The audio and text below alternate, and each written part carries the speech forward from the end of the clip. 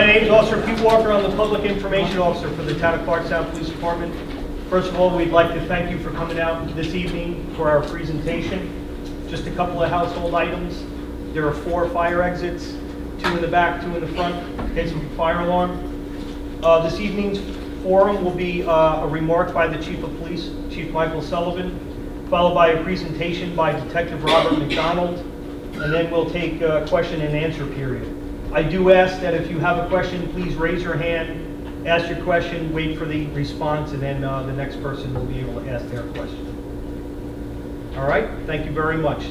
Chief Michael Sullivan. Thanks, everybody. We want to make this as informal as possible. I know everybody's very concerned. We just want to get some information out there. The sex offender law is very complicated, and we want to get that information out to you and answer any questions you might have. We're keeping the lights down because it gets a little hot in here, so if that's okay, we'll just keep the lights down. But I'd first like to introduce the supervisor and the town board, Supervisor Alex Gromack. Good evening, and I want to thank the Clarkstown Police for putting on this presentation. It is a serious subject and one that does concern the community in the whole town. Congress, I live in Congress, but certainly sex offenders throughout the whole town and throughout the whole state. As an aside, I was in the New York State Assembly for 14 years, and I believe we passed one of the first laws that prohibited sex offenders on property, school property. But obviously, over those years, greater measures are indeed needed. And I know in 2007, the county passed a local law prohibiting sex offenders 1,000 feet from public schools and daycare centers, and it was tossed out by the courts. But a lot has happened in the last 7 years, and I had spoken to Assemblyman Zabrowski, Senator Carlucci, in the last few days, and I know Assemblyman Zabrowski has a Senate bill and an Assembly bill that would prohibit sex offenders 1,000 feet from public schools and daycare centers, and he's trying very hard to get that passed by the end of session, and that certainly would be good news if it was passed. In addition, I'm also going to propose to the town board that we do a local law. And over the last 7 years, a lot has changed. And one thing the county did not do when they had their laws, they did not appeal it. So you never found out what a higher court might think. So certainly things have changed in other states, other communities. I think it's certainly a good time to try and do a local law. So certainly I'm hopeful, and I'm sure the town board would be supportive. And I think it's something that we should pursue. And I found when I was in Albany very often, when local communities do local laws, sometimes that spurs the state legislature, the governor to act, as opposed to having laws all over the state. So perhaps something that we may start here in Clarkstown may have some impact on Albany, if not this session, next session. So certainly we'll have the town attorney's office and town attorney draft something. There's been a lot of research done over the last week or so on how our law could possibly be constitutional. And as we say, it's always a judge that will make the final decision, and sometimes you appeal it. So I know that this will be an informative discussion by the Clarkstown Police. I don't know if any colleagues want to wait now or speak at the end. We can wait. So I think it's more important that they get the information from the police. Okay. Thank you, Mr. Supervisor. I also want to introduce Councilwoman Shirley Lasker, Councilman Frank Borelli, and Councilman George Holman. Thanks for coming. I know this is an important topic and great concern to you, and believe me, it's a great concern to us, both professionally and personally. We're neighbors too, and we have the same concerns that you do. We thought we'd start off with a PowerPoint presentation by Detective Robert McDonald. He is our expert. He's our sex offender coordinator. Keeps track of them. He does a phenomenal job. He's one of our best detectives. He knows us probably better than anybody, and it is complicated. There's a lot of complications, a lot of misunderstanding of what we can and can't do. So we figured we start with a PowerPoint presentation. He's going to give it, let you know the information you need. I'm going to ask you to hold your questions to the end so we can get through it. And then we hope to have a very open dialogue with everybody about whatever your concerns are, okay? So, Detective Robert, thank you. Thank you, Chief. Hello, again, I'm Detective Rob McDonald with Clarkstown Police. I'm going to speak to you today as a Clarkstown police officer, but also as a town resident and a father of 3 small children myself. So your concerns are also my concerns. Either I don't know if you want to look at it as a benefit or not, that I do know about these sex offender laws. So sometimes when people have concerns about them, I already know what can or cannot be done, so I know that in my private life. And I know sometimes it's a frustrating topic, but today my goal is to present you with factual information. A lot of times we start getting calls and there's a lot of rumors and misinformation that gets around, and I answer these calls all the time. Everybody knows that if a call comes into the police station about this topic, it ends up getting funneled back to myself or Detective Dawn Fantini. Unfortunately, duty calls and Detective Fantini had to go out on a case just prior to this, so she won't be able to join us this evening. And again, I am glad to answer questions all day long. People leaving messages, I call you back. We just figured that tonight, this would be a great opportunity to answer a lot of questions all at once, and hopefully, if not quell your fears, at least give you factual information, okay? All right, so I just want to speak to you tonight about the basics. New York State sex offender registration and community notification, because that's, when you boil it down, that's where everybody is concerned. I just throw this slide in just for a little information at the beginning. This is a map of the United States, obviously, and it shows the number of registered sex offenders in each state based on 100,000 population. I know you can't really read it from there, but looking at the map, you see that New York doesn't have the lowest per capita sex offenders. It doesn't have the highest. But again, some of these numbers, though, may be a little misleading because sex offender registration is not a nationalized set of laws at this point. So you have different criteria from state to state. Somebody that's a registered sex offender in one state might necessarily qualify as a registered sex offender in another state. Again, this is where the complications in the law come in. And again, it's not, a lot of times it's not a black and white issue. It's not a yes/no answer. There requires an explanation. Some of the things we're going to talk about tonight, levels and designations, applicable laws, registrable offenses, and then the roles of the courts, the Board of Examiners of Sex Offenders, district attorneys, DCJS, local police agencies, and I'll touch a little bit on civil management law because people have asked me questions about it, so I threw a slide in there just to briefly touch on that. The levels in New York, and again, this will differ from state to state. Some states have tier 1, 2, 3. Some states have their highest level sex offender being a tier 1 or a level 1. So again, in New York, a level 3 is the highest. So this again will differ from state to state. In New York, we have these classifications. A level P offender is an offender that's been determined by the courts through a conviction that they will have to register as a sex offender. But they have to then have a leveling hearing, which is another court proceeding to actually establish what their level is. And in that leveling process, you have the district attorney's office, the court, the judge, and the defense attorney all playing a role. The district attorney's office is going to present a set of facts to say that this person should be a level 2 or a level 3 sex offender. The defense attorney is going to present their set of facts to say the district attorney's office has it wrong. This person should be a level 1 or a level 2 offender. And then it's up to both sides to present their case and for the judge to make the final decision. And more goes into it, but that's the basics.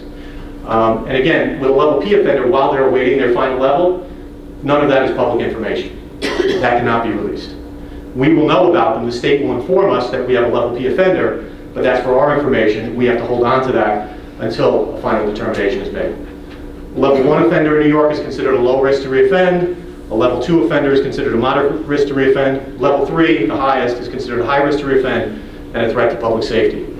Sounds horrible, but that's just the state definition. And as we go through this, I hope you get a sense that, again, not everything is black and white. There's different crimes that can get you to a level 3. There's different situations. There's ages of victims, force or no force.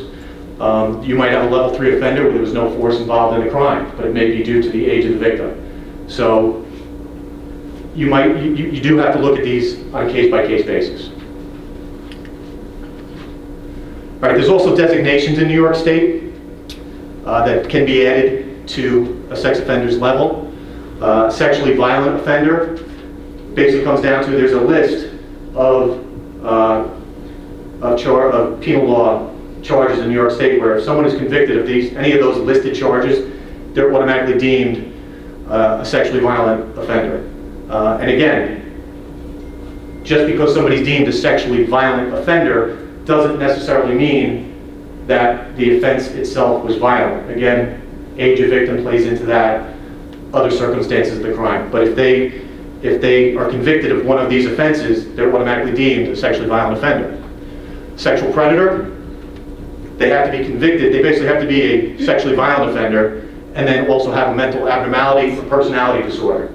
People ask me all the time, what constitutes mental abnormality or personality disorder? We don't determine that. That's determined through the courts. That's determined through mental health professionals.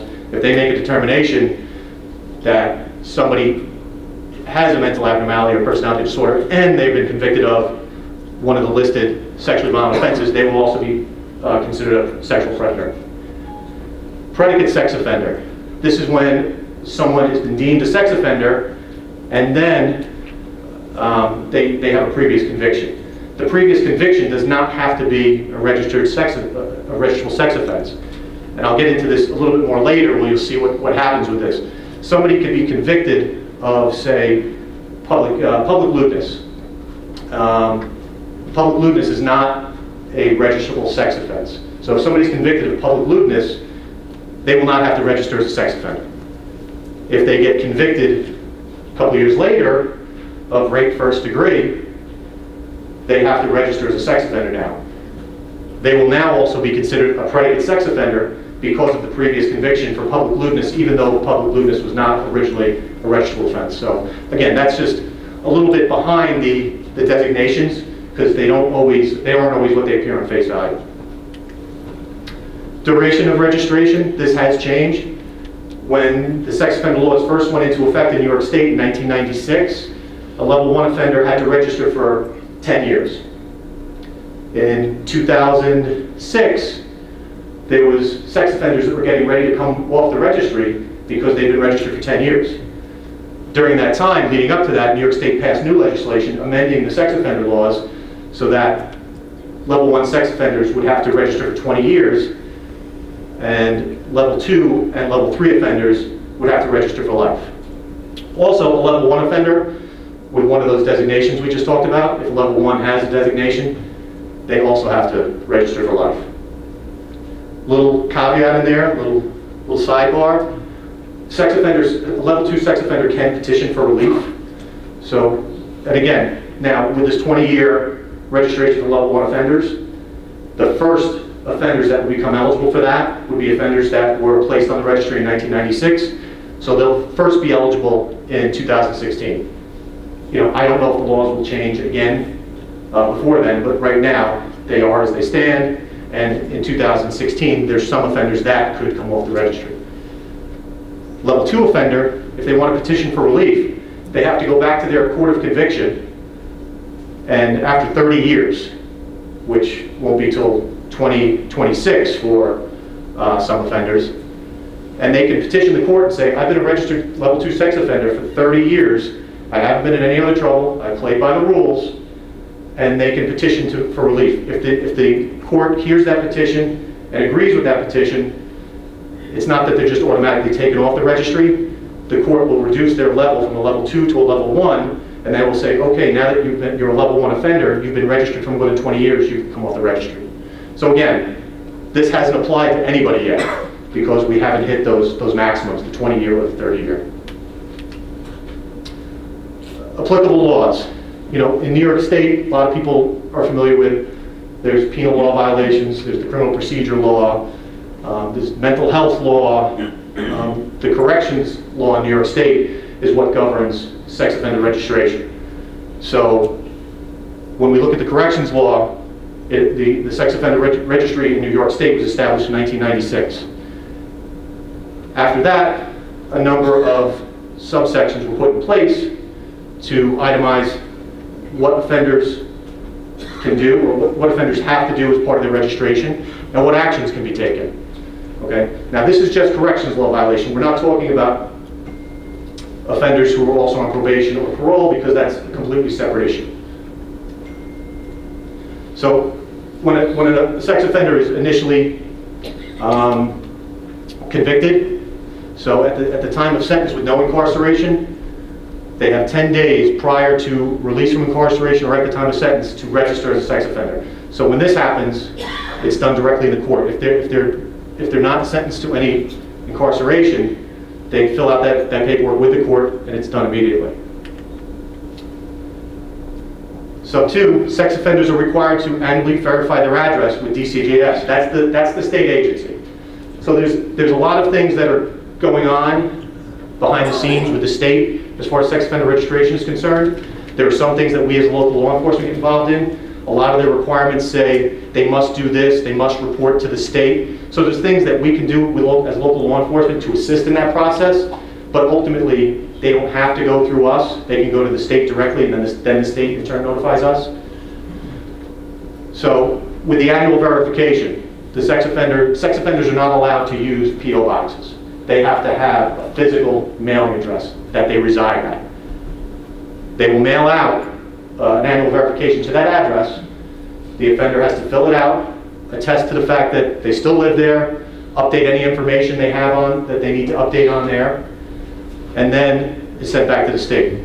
If an offender does not send that verification back to the state will notify us, local law enforcement, and say, we never received the annual verification from the sex offender, please investigate. And there's a number of actions we can take. Obviously, we go out and investigate. If we find that that offender still resides there, they just didn't get their mail or were late getting it back, we can confirm for the state that they still reside there. They are still then required to send that paperwork in, but we've now verified it. If we go there and find out that that offender no longer lives there, then we conduct an investigation to find out where they're living, when they moved.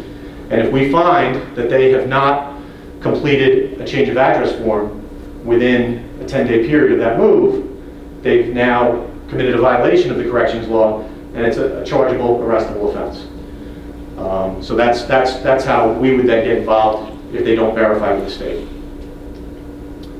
And again, I just mentioned this, 10 calendar days to do a change of address. And again, this comes up sometimes because we do have the change of address forms, and I prefer any of my offenders, and I tell them when I have them in, that I would prefer you did the change of address with me. That way I'm the first one to know. I want to know that information, and then I will mail it to the state for you. Part of that's a little OCD, that I want to know the paperwork is done correctly and gets there. I don't want to leave them to their own devices, but that's not required. They don't have to report it to me. Some offenders I've had in the past decided that they don't like coming to the police station to do that, so they've simply filled out a piece of paper, signed it, and faxed it to Albany. And that sufficed to complete their change of address, and then the state would notify us once they receive it. Sub 5 just talks a little bit about if an offender is convicted and made to register as a sex offender, if their case is reversed on appeal, or if they're pardoned by the governor, that now relieves them of their duty to register as a sex offender. It's basically, the case being overturned. So with that, then the sex offender status goes away with it. This is a question that's come up here and there. And this, again, sex offender who is a non-resident worker or a non-resident student. This, again, is another one of those, it's not a yes or no answer. There's a lot of things that play into it. But what they're talking about in a non-resident worker or a non-resident student is somebody that resides outside of New York State, is a registered sex offender outside of New York State, and now they come in to New York as a worker or as a student. They have to report that to New York State DCJS, okay? And then DCJS will notify us as local law enforcement, okay? So we do get that information for non-resident sex offenders who work or attend the institution of higher education within New York State. Some people have asked me, what's the definition of institution of higher education? It's the definition that's in the education law. So that's what I tell people to refer to. This question comes up all the time, that's why I keep this slide in here. The Rockland County Pedophile-Free Child Safety Zone Act. It was enacted in January 2007. This law restricted where sex offenders could live within Rockland County. And basically it said they cannot live within 1,000 feet. And they were good about being specific about the real property line, because the question always comes up. Is it from the actual building? Is it the property line? So they were specific enough to say the property line of schools, childcare facilities, parks, playgrounds, youth centers, public swimming pools. So what happened when this law went into effect was we partnered with Rockland County GIS. They were the ones that had to put a lot of work into this, because now they had to map every one of those vulnerable entities within the county. And if I had an offender who chose to move into Clarkstown, they would have to check in with me first. I would call the county, and they would get back to me with whether or not that was a safe zone to live or not. It was a little bit labor intensive, and again, much more on the county's end, because they had to plot all these entities, and not just the entity itself, but 1,000 feet of the real property line. So very labor intensive for the county. There's good and bad in the law. I'm not going to get into, there was good things and bad things about it. It was ended up being struck down by state Supreme Court justice in 2009. It was ruled to be unconstitutional. And that was not just a Rockland County issue. Similar laws were getting struck down throughout New York State, throughout the country. We just had a recent case from February of this year, February 2015, from Long Island, where a local municipality enacted a similar law, and it made its way all the way up to Court of Appeals, New York State Court of Appeals, and their decision on that case was basically New York State has occupied this space on this topic, and we have not set restrictions on where an offender can live absent parole or probation's involvement. Therefore, a local municipality cannot enact a law that supersedes the state law. So that was the most recent decision locally, and from what I've been told, and like the supervisor mentioned, it's not going to stop municipalities from continuing to try to enact that legislation. And again, it's up to the courts to determine whether they find it constitutional or unconstitutional. Okay? I will say just on that note, and we'll touch on it a little later on, there is state legislation pending in Albany right now, which would enact a lot of these similar requirements at the state level. And then if the state enacts those requirements, then it covers everybody within the state. So then you don't have to have the worry of the municipalities' laws coming into question. Registrable offenses. Almost all sex offenses are registrable sex offenses. I just like to pick out a couple of ones that are a little different. And right now there's about 50 registrable sex offenses. Some that are a little different. Kidnapping and unlawful imprisonment when coupled with sexual intent. So just because there's a kidnapping or unlawful imprisonment case doesn't necessarily mean it's going to be a sex offense. If there's sexual intent, then it becomes a registrable sex offense.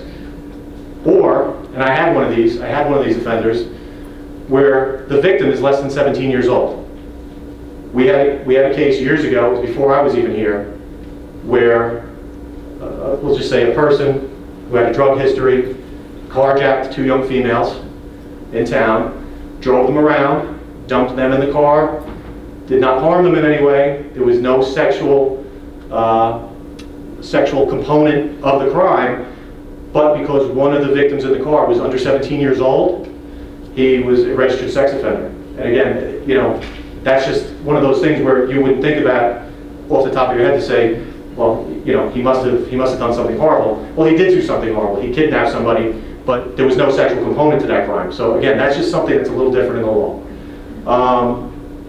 Certain patronizing, promoting prostitution offenses and compelling prostitution. Again, when the victim is under a certain age, they become registrable sex offenses. Disseminating indecent materials to minors, you see a lot of those cases. Those are those Dateline NBC cases, tracking a predator. Those are the ones you see where they go online. You get a lot of those cases. Unlawful surveillance, use of child sexual performance. And all these registrable sex offenses have an attempt, a hate crime, and a terrorism version. So if there's something that happens with a sexual component, and it's terrorism or it's based on a hate crime, they're still registrable sex offenses. Non-registrable offenses, because some of them that I mentioned earlier, people wouldn't think of. Endangering the welfare of a child, I put that on there because there are some cases, and being a sex crimes investigator myself, I hate to see when this happens, but it does happen, where you might have a case that involves a sex crime, but it's pled down to endangering the welfare of a child. And again, part of that is the case itself and the victim. We have so many cases in the sex crime field where we have to weigh the benefit to the victim and the benefit to society. And sometimes we have victims, even though they've been brave enough to come forward and report a crime, they might not have the strength to go through a full trial and be able to testify at that trial. So again, when stuff like that happens, you have to weigh the conviction to a lesser charge as opposed to losing the case at trial because the victim cannot testify. And again, those are the toughest cases because in law enforcement, we want every case to go full bore through the courts, let me testify, we're going to convict this son of a gun. So that's us being selfish. When in reality, you have to think of the victim at the beginning of that crime, and what are they willing or able to do? I've had victims that have come in and said, I reported this crime to you, but I don't want anything done about it. Right now, I just wanted to get it off my chest. If you call me back and say, I would like you to assist further in this investigation, or I would ask that you come and testify at trial later on, they say, absolutely not. I got it off my chest. That's what I'm comfortable with right now. And as investigators, we have to respect the victim's wishes. So again, endangering the welfare of a child, non-registrable sex offense, sometimes though, pled down from a higher charge. And again, there's a lot that goes into that.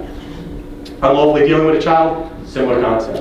And again though, public lewdness and exposure, some people might say, that's got to be a registrable sex offense. They're not, but they can add to a sex offender's designation later on if they're convicted again.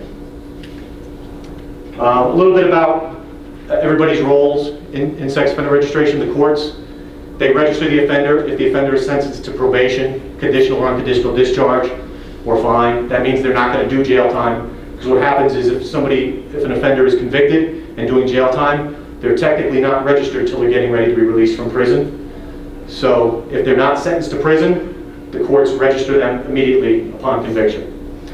They conduct the risk level and designation determination proceeding. We talked a little bit about that before, where it's an actual separate hearing, and both sides come in with their set of facts and try to bring their best case.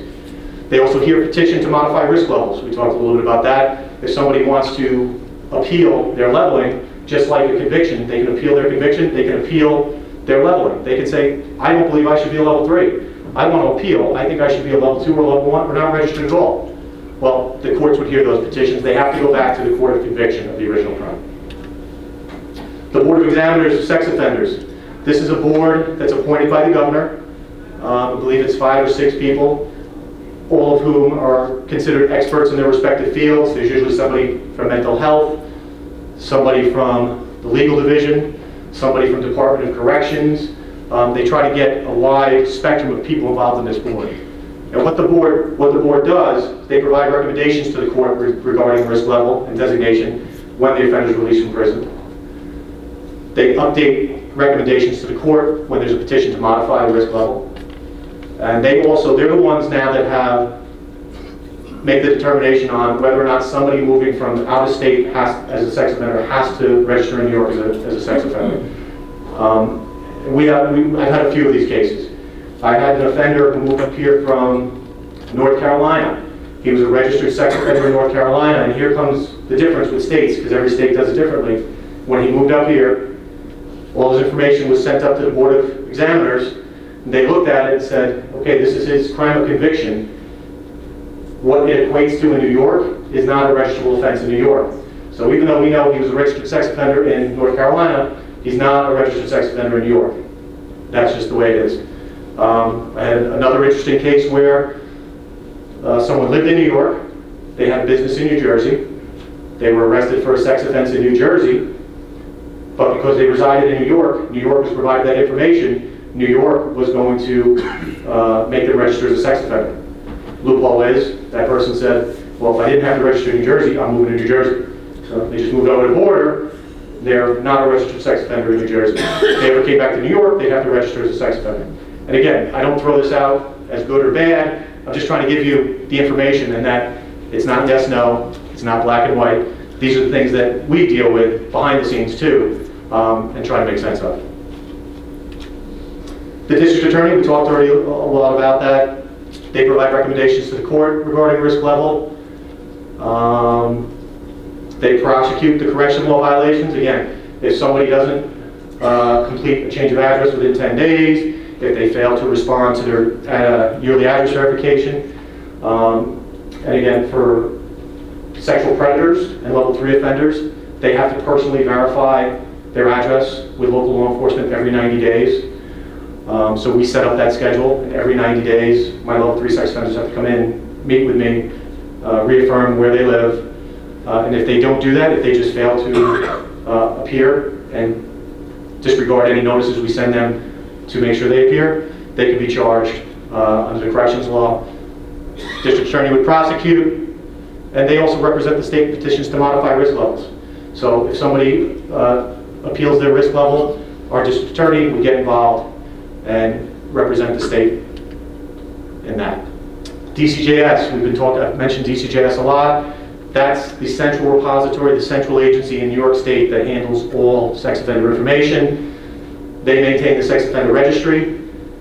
They provide information to the National Sex Offender Registry and the National Sex Offender Public Registry, which is operated by the U.S. Department of Justice. You can go to their website and look for sex offenders in other states. Public sex offenders, publicly registered sex offenders. They send out the annual verification forms. They also send out the updated photo letters. Level 3 offenders have to update their photo with local law enforcement once a year. Level 1 and level 2 offenders have to come in and update their photo once every 3 years. They also, DCJS has an 800 number to call and get more information on sex offenders. And they maintain the public subdirectory on their website. People don't have to worry about jotting down numbers and websites. I'll have a final slide that has all the information. And I also have handouts up here so anybody can just come take them, and you'll have some of the more important phone numbers and websites. Local police is a local police agency, Clarkstown Police. We're in town of Clarkstown. All right, our responsibilities, what we do. We receive the information from DCJS on offenders residing in our jurisdiction, okay? Just the ones that reside in our jurisdiction. We can conduct community notifications as determined appropriate on level 1, 2, and 3 offenders. And again, I'll get into that a little bit more. That's discretionary, but I'll talk about a little bit about what we do with that. I mentioned we set up the 90-day schedule for level 3 offenders and sexual predators to come in and meet with us personally every 90 days. We investigate the Sex Offender Registration Act violations. Those are those correction law violations. We can investigate and bring charges if appropriate. And we provide change of address forms. We take the updated photos. Again, offenders do not have to update their addresses with local law enforcement. They can do it with the state directly. But when I have my offenders in, we go over the rules. I usually recommend that they do it with me personally. Civil management law, because this has come up here and there, not as much recently, but this pertains to offenders who have completed their prison term or are no longer on parole. And these cases are referred to the New York State Attorney General's office, and the referrals have to come from Office of Mental Health, Office for People with Developmental Disabilities, and the Department of Corrections and Community Supervision. Department of Corrections and Community Supervision, that just used to be Department of Corrections and Parole. They all fall under the same umbrella, so that encompasses everybody.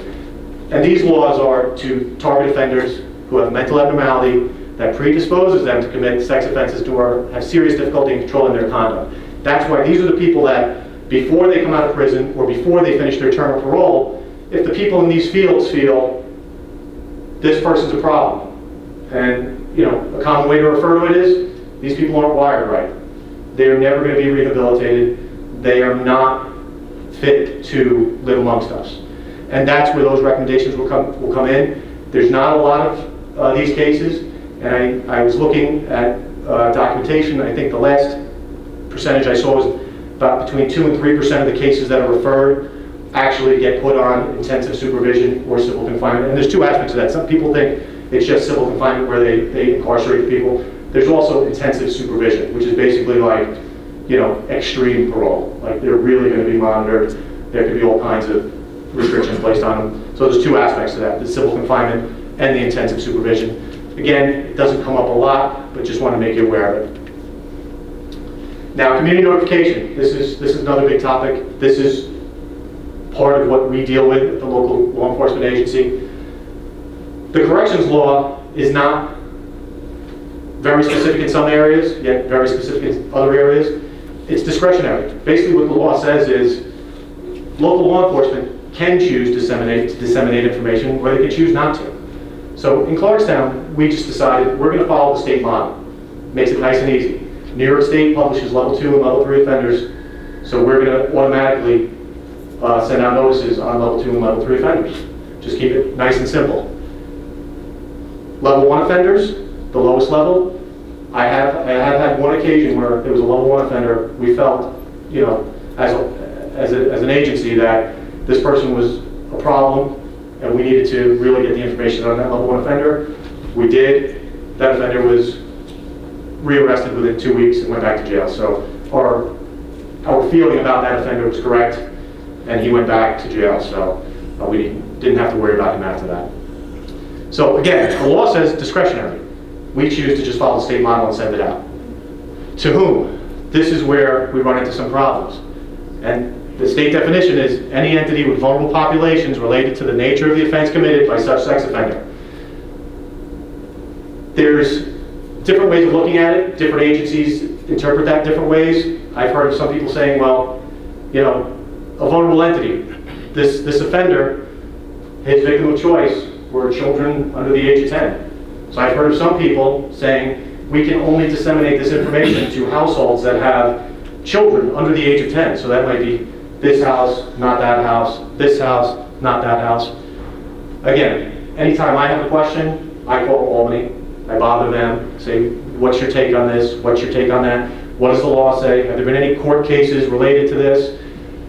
What we've come up with, which I think we're comfortable with, and it has to be what the agency, the local agency is comfortable with, is that, you know, if we put out a notification and this household does not have children living in it, who's to say that they don't have relatives that come over with children? Who's to say they don't have friends that come over with children?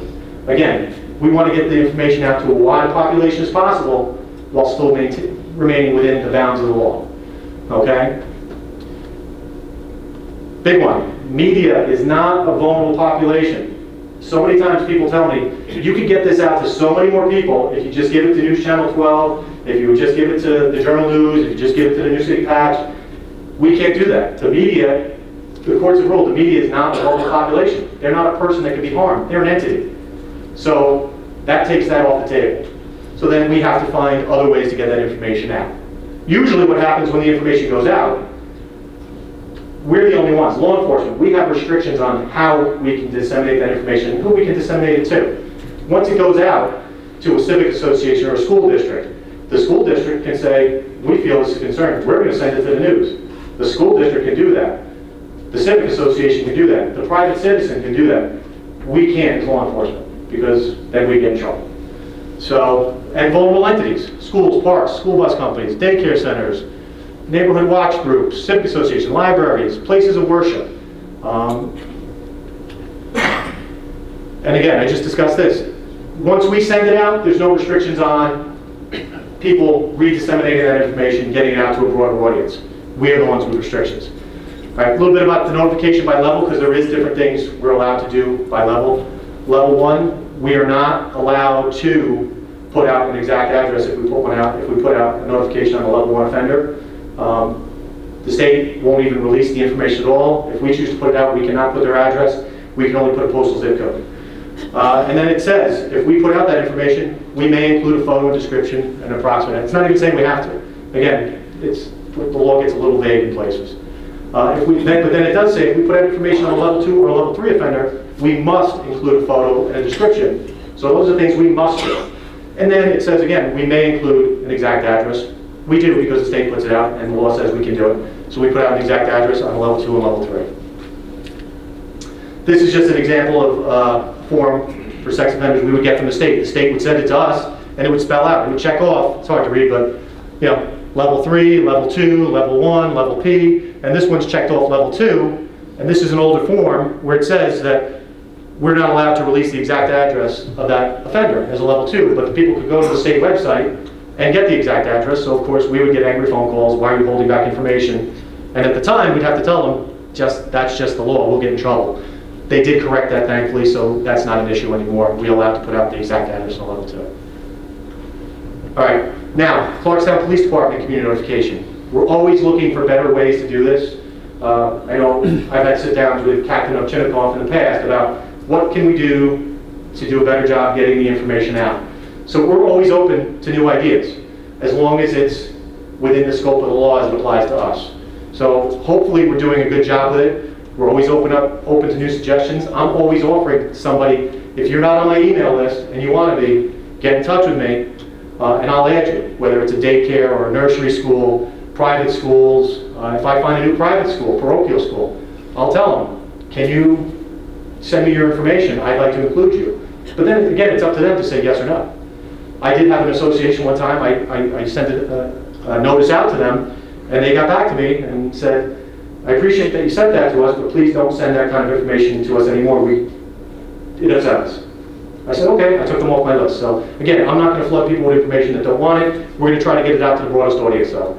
So what we do is we send notifications out, whether it's email, snail mail, I'll send stuff out to school districts, private schools, civic association. I always send it to Clarkstown Recreation and Parks, and they distribute them to their community centers.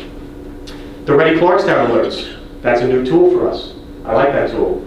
It makes it a lot easier for me to get information out to a broader audience.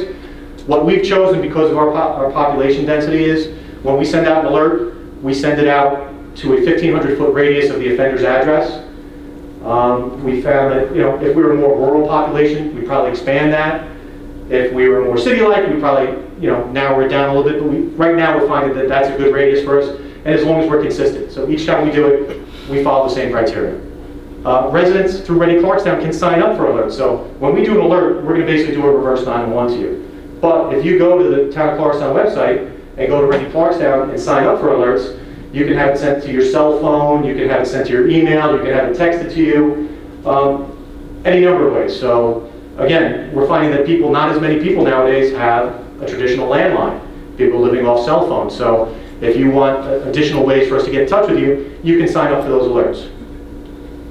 Offender Watch, that's a private company that provides service to Rockland County right now, and the agencies within Rockland participate in that. We participate in that. We put all our offenders on Offender Watch. Our level 2 and level 3 offenders are on there for you to look up.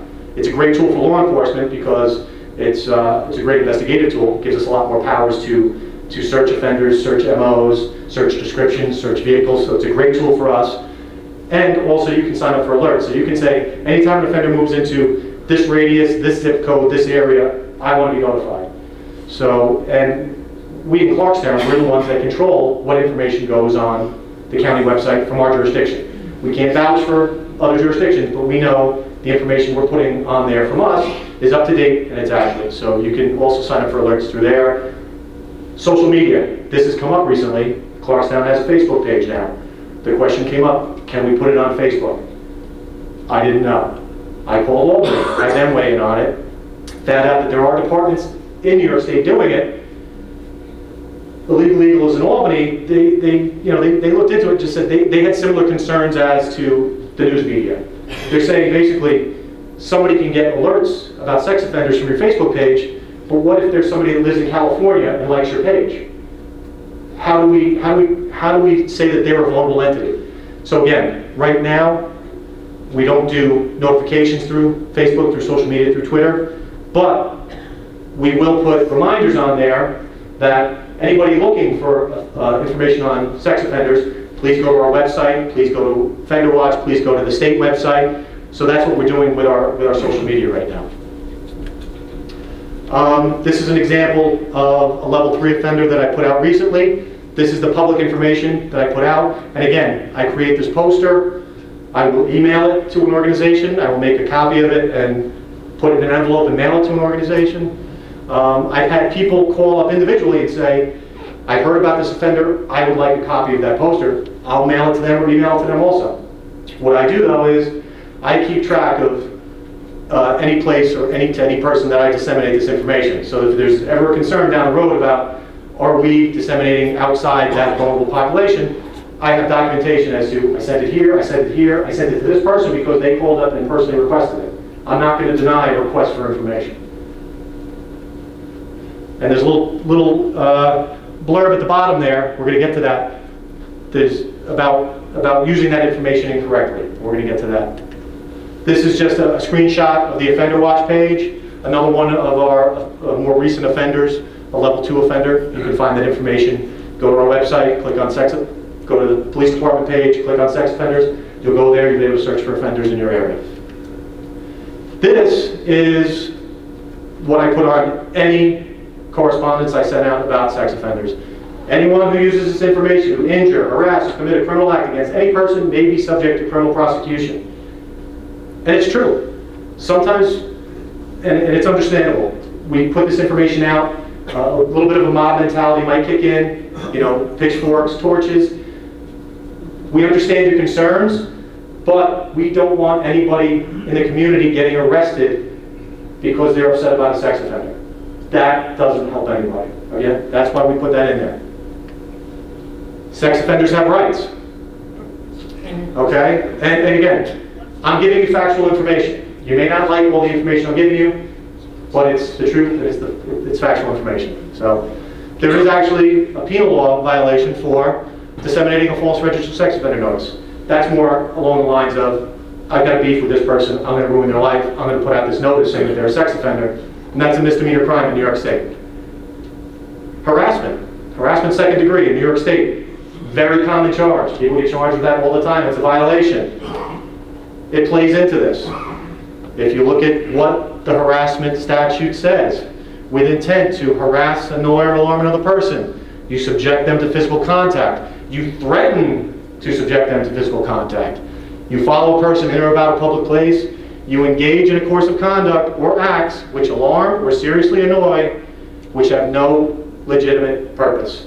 Okay? This is how people thinking they're doing a good thing for their community can get themselves in trouble. And again, I'm not trying to tell people that you're powerless out there. I am telling you though, know the law. Don't get yourself in trouble for somebody who's a convicted felon or convicted of misdemeanor crime. All right, that's the last thing we want to see is a community member getting arrested. Okay, that won't help anybody. Okay, because according to the criminal justice system, offenders have paid their debt to society now. They don't owe society anything. Sex offender notification is not punitive. It's not done to punish the offender. It's done for public awareness and safety. Okay, so that's how the state looks at it. It's not punitive. Okay? Create your safety plan. The reason we give you this information is so that you can take it and incorporate it into your own individual or family safety plan. It's akin to anybody with kids. You talk to your kids about, you know, don't talk to strangers. You know, what happens if there's a fire in the house? You know, what happens if mommy and daddy fall down, or you can't wake mommy or daddy, somebody gets hurt or sick, you call 911. I mean, my kids know the house that if it all goes bad in our house, they know which neighbor to run to. And they're going to go there and they're going to knock on their door. Again, if you live in a neighborhood and you've got a mean dog in that neighborhood, you're going to know, or you're going to talk to your kids or family members about the fact that there's a mean dog that lives there. If you go up to that door, you run the risk of getting bitten. Okay? Again, you're taking that information and then you're deciding how it fits into your personal safety plan. And I can't tell, you know, anybody in here how to do it specifically. That's up to you, as long as you do it without committing a crime. Where to get more information? These are some of the sites. And again, I have this printed out up here. I have a bunch of copies. You're welcome to take them when you're leaving. National Sex Offender Public Registry. It's operated by U.S. Department of Justice. You can search for sex offenders in other states. New York State DCJS. You can go to their website. You can contact their toll-free number. You can get information on level 2 and level 3 offenders from their website. You can sign up for alerts.